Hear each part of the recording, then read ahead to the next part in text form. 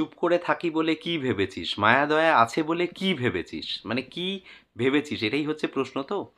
ভেবেছি একটাই, সেটা হচ্ছে যে রাজা এসেছে এই গানটা নিয়ে রিভিউ করব এই পার্টিকুলার ভিডিওতে। আর একটা কথা বলতেই হবে যে এই গানটা কিন্তু খাদানের যে সমস্ত মানে গানগুলো এখনও রিলিজ করেছে, এখনও অবধি মেকিং, লিরিক্স সব কিছুর দিক থেকে ডান্স, এটা কিন্তু বেস্ট বলে মনে হয়েছে আমার। কেন বলছি? তার কারণ হচ্ছে এর যে রিদমটা না, যে বাপ এসেছে, এই বাপ এসেছে রিদমটা কিন্তু এর আগেও মানে এই সিকোয়েন্সটা কিন্তু এর আগেও ইউজ হয়েছিল, এর যে ট্রেলারটা এসেছিল সেখানে কিন্তু এটা ইউজ হয়েছে। আমি তখনও বলেছিলাম যে এটা ব্যাকগ্রাউন্ড স্কোরে খুব ভালো শুনতে লাগছে।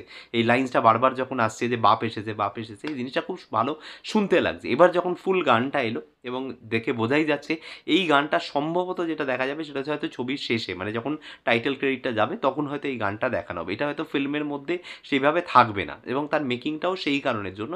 তবে আপাদমস্তক এই ছবিটা কিন্তু মানে এই গানটা কিন্তু যেভাবে পিকচারাইজ করা হয়েছে সেটা কিন্তু একটাই জিনিস যেটা বলে সেটা হচ্ছে যে একটা মেগাস্টার তার কামব্যাক, সে যখন একটা এইরকম মাস আফতারে ফিরে আসছে তাকে যে ট্রিবিউটটা দেওয়া, সেই ট্রিবিউটটাই কিন্তু এখানে ডিরেক্টর মূলত দিয়েছেন। এবং এই গানের লিরিক্সের মধ্যে, কথার মধ্যেও কিন্তু সেটা রয়েছে যে মেগাস্টার ফিরছে তার মাস আফতারে, এরকম যে বাচ্চারা যখন র্যাপটা করে তখন কিন্তু সেটা রয়েছে। এবং দেবের যেটা আরও একটা ভালো জিনিস সেটা হচ্ছে যে যেটা নিজে মানে দেব যেটা নিজে যেভাবে নিজেকে রিপ্রেজেন্ট করে আর কি, যেভাবে সামনে আসে মানুষের, সেটা হচ্ছে যে হয়তো চুপ করে থাকে, সে হয়তো অনেক কিছু প্রশ্নের উত্তর দেয় না, বা রাজনীতিটাও যেভাবে করে সে কিন্তু ব্যক্তিগতভাবে মানে ভীষণ একটা বলতে পারে যে একটা সাম্যের রাজনীতি করে, তো সেইভাবে মানে দেখবে মানে খুব কাদা ছোড়াছুড়ি বা এইরকম কিছু কিন্তু খুব একটা করে না।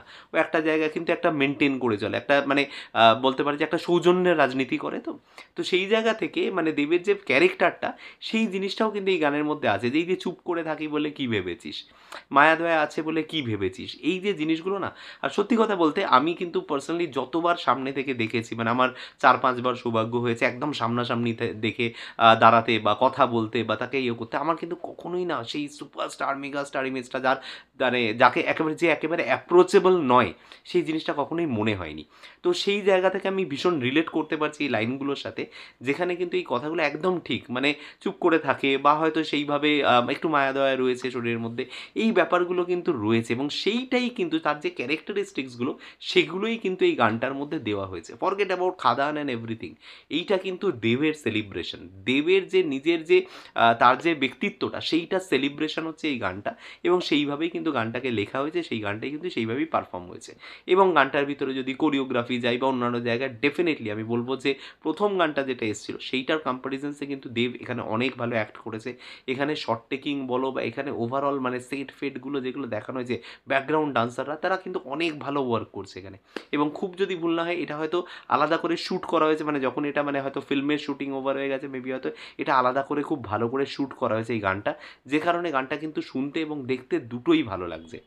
এবং যে ওই পোর্শনটা যে ট্রিবিউট, মানে যেটা বললাম যে দেবকে যে ট্রিবিউট দেওয়া হচ্ছে, তার ক্যারেক্টারিস্টিক্সগুলোকে নিয়ে কথা বলা হচ্ছে এবং লাস্টে যখন বলছে চ্যালেঞ্জ রিমিনা শালা, মানে এই জায়গাটা কিন্তু অ্যাকচুয়ালি সেট দ্য টোন, মানে একদম মানে ওই আগুন ধরিয়ে দেওয়ার কাজটা, খাদানের একদম মানে আগুনটা ধরিয়ে দেওয়ার বারুদের মধ্যে সেই কাজটা কিন্তু করছে। এই গানটার পরে আমার মনে হয় না আলাদা করে কিন্তু আর কোনো কিছুর রিলিজের দরকার রয়েছে। এবার মানুষ কিন্তু ওয়েট করছে যে যাবো ভাই এবার সিনেমাটা দেখতে হবে, 20 তারিখ সিনেমাটা আসছে, মানে ওই ব্লাস্টটা কিন্তু হয়ে গেছে। যদিও হয়তো এর মধ্যে আরও কিছু আসবে, রিলিজ করবে, কিন্তু এইখানে কিন্তু একটা মানে বলা যেতে পারে যে একটা চূড়ান্ত মোমেন্টামের জায়গায় পৌঁছে গেছে ছবিটা। এখন কিন্তু মানুষের আগ্রহ, বাজ সমস্ত কিন্তু এই ছবিটাকে নিয়ে কিন্তু তৈরি হয়েছে।